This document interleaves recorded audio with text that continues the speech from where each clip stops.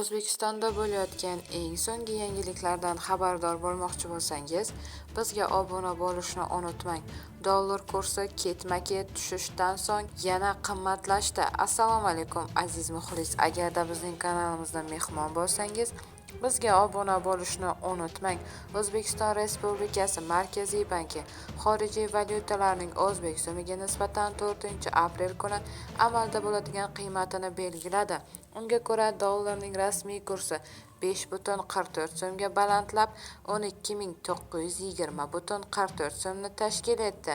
Yevro kursi esa 295,30 so'mga balandlab 14.252,54 so'mni tashkil etdi.